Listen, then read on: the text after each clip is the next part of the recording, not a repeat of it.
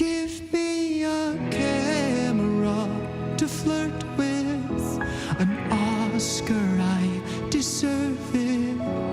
The lights, the fame, the press, this game I play it every day.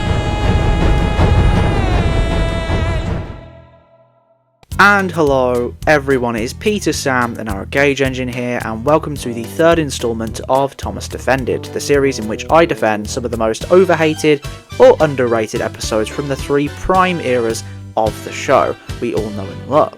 In this episode we'll be discussing the episode that made me actually conceptualise the series to begin with. I know it's weird I didn't start with that one, I probably should have, but And we're also going to be covering two Hit Era episodes, one of which is hated on more than I think it should be, and one that isn't talked about enough in my opinion. So with nothing else to say, other than if you want to see more, leave a like and subscribe, let's delve in with the first episode of the day.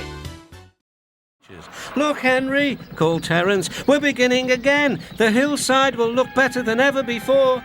I think if I didn't have overwhelming amounts of nostalgia for Percy's Chocolate Crunch in Season 6, then Henry's Forest would indeed be my favourite episode of the entire franchise. It's beautifully crafted and leaves a big impact. It's actually the only episode that has given me chills upon rewatch. But for every golden episode there is, there will always be an argument against it. The one for this episode is that it breaks railway regulations as stated by Wilbur Awdry, specifically Rule 55, and I'll be completely transparent now, this argument genuinely does upset me, because not only does it do a poor job of seeking to explain why some don't like the episode, it's also just not really that applicable. First, let's break down what Rule 55 is real quick. This law requires an engine crew to alert a signalman of the engine coming to a stop past the signal box. Henry is not seen to do this within the episode, and thus some believe this hinders the realism of the episode. This argument is incredibly flawed for a few reasons, and I'll break them down right now. Firstly, it is true that we don't see Henry performing this action before stopping in the forest, but do you know what else we also don't see? Henry passing a signal box at all beforehand. This means Henry could have just done this off screen, which is actually the illogical answer here, because the story cannot be hindered by the crew showing off all of these regulations being in place just to quell Awdry's fury. That is nonsensical. Also, Henry's on a siding here, which further just backs up the idea that Henry's crew passed the nearest signal box and has to be switched onto that line, meaning they wouldn't have been in violation. I just don't think that this argument is valid in the slightest. From what I see in front of me, it just isn't, and it does sadden me to know that people out there will disregard all of the masterful storytelling from this episode because this rule was not on screen and Awdry said it was neglected, when really, this doesn't seem to be the case at all. Really, I just think this sort of argument stems from his anger at how the franchise began to turn its wheels without him, and he was seeing something he created slipping away from him, which must be hard, and I can understand the frustration that comes with this, but at the same time, it doesn't mean that his argument is any less flawed in my opinion. The only good thing this argument has done for me is encourage me to start this series, as this is the episode that made me decide to start making videos defending various episodes that needed it. Henry's Forest may not be overhated, and it certainly isn't underappreciated, but to be honest, this argument debunking needed to happen in my opinion, in a similar way to how people need to stop thinking that Henry was never let out of the tunnel in the sad story of Henry. He was! You just had to wait until the next episode. Henry's Forest is masterfully crafted, giving Henry this more raw side that demonstrates that he can care about something, and this makes him all the more complex. That, on top of the tremendous set design and the empowering music, make it an all-time great, which I don't think it would have been if the crew had to stop every time that there was a railway law they had to show off. If you don't like the way Henry is characterised in this episode, or this type of story in general, I can't fault you. There's nothing wrong with that. It's your opinion, you're entitled to it, but this sorry excuse of an argument will not fly with me, because it takes something so minute and tries to invalidate the entire episode because of it, and it fails at it too, which is even worse. What's more, Woolly Bear, a Season 2 episode, does the exact same thing as this episode, with the whole stopping along the line without warning a signalman shtick, and nobody bats an eyelid at that one. It's the exact same premise, and I think that is the legacy of this entire argument. A hypocritical critique emerging from the bitter depths of one amazing creative who was scared at losing his life's work and lashed out, sparking an everlasting debate that leaves this masterpiece as more of a polarising experience to most. Speaking of polarising, we're going to move on now to an episode from quite a polarising season, and hopefully we won't get so heated on this one because we're just talking about fucking dinosaurs. And they both agreed that working with your friend is the best job of all. Now I'll be real, upon a recent rewatch of this one, I do think it's categorically weaker than I once thought.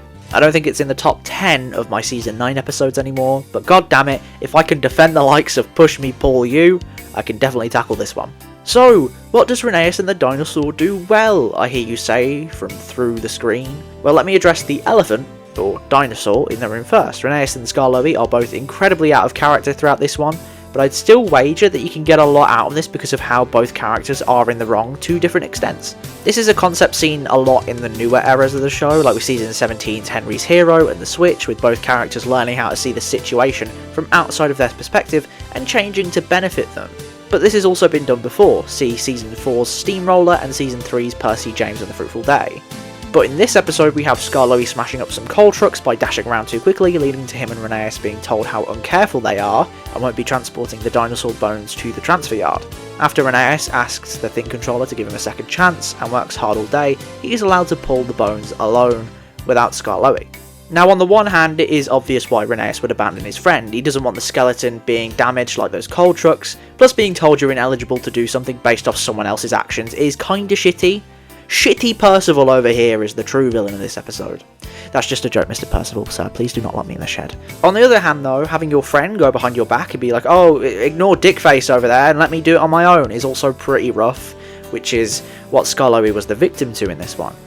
By the end, however, they become friends again after Rheneas struggles to climb a hill by himself and Skarloey finds him stuck. After Rheneas apologises, Skarloey helps him out and they both get their picture taken with the dinosaur at the end. I will say, I feel like Skarloey's recklessness is dismissed by the plot, and I feel like Rheneas shoulders more of the blame when it comes to this falling out, but Skarloey already kind of had his punishment by being stabbed in the back by his closest friend, and initially not getting to transport the dinosaur when his friend did.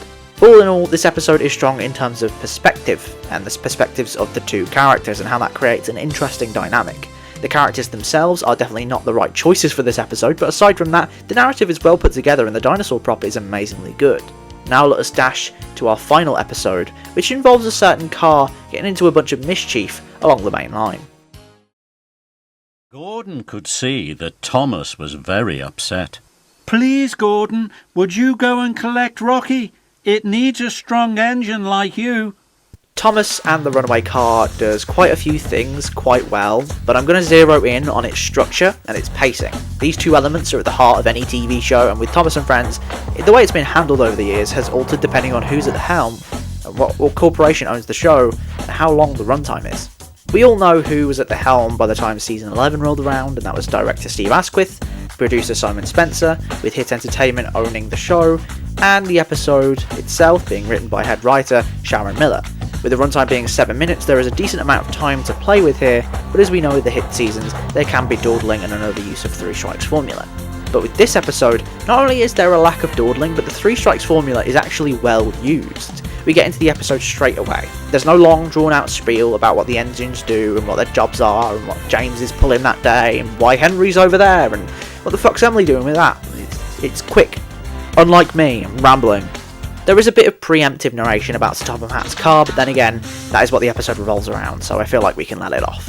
After that, there's a dispute between Thomas and Gordon, which is the episode's main dynamic, before they both set off, both being determined to get to the Sodor show first. Unfortunately, Thomas forgets to wait to be coupled up to the flatbed which holds the Fat Controller's car, so inevitably, it gets away from him down the line.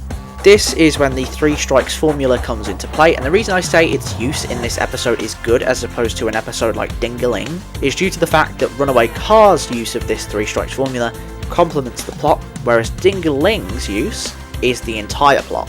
The entirety of Ding-a-Ling's plot is Freddy going around searching for a bell for Mr. Percival's bike and finding all sorts of wacky fits such as a cowbell, Cuffy the Clown's jingly ass bells, and probably something else which I can't remember. In Runaway Car, however, the plot is that Thomas has to deliver a car and it gets away from him, wreaking havoc down the line before crashing into a hay bale. So Thomas learns from his mistake and asks Gordon for help. The plot does not hinge on 3 strikes, it just uses it to enhance the storytelling by way of having the car zoom past Arthur, causing him to crash, zoom past Rosie, getting her all muddy and shit, and then finally crashing into that hay bale at the end.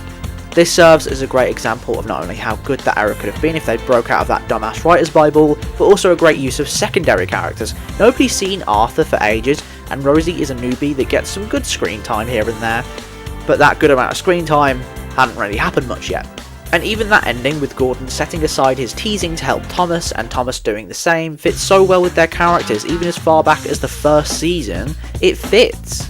I get why Thomas and the runaway car isn't talked about as much as I'd like it to be, considering that it isn't in that elite bracket of season 11 episodes that can all be found at the start of the season, but then again, neither is called Truckings, and everyone loves that one, so I reckon if you're in the mood for a pretty well characterised episode of the show with some action, then you should definitely pick this one. It won't leave you disappointed. And that's it, 3 more episodes we have covered today that I think are way too hated or way too underappreciated, and there will be more to follow. So if you like this, let me know by liking, subscribing, commenting, all that jazz. But until next time, I've been Peter Sam, you've been you, and let's never forget Rule 69. There are no rules, just laws. I've broken several. I'm hiding out on a fictional island as a fugitive, so no one will ever find me. Bye-bye.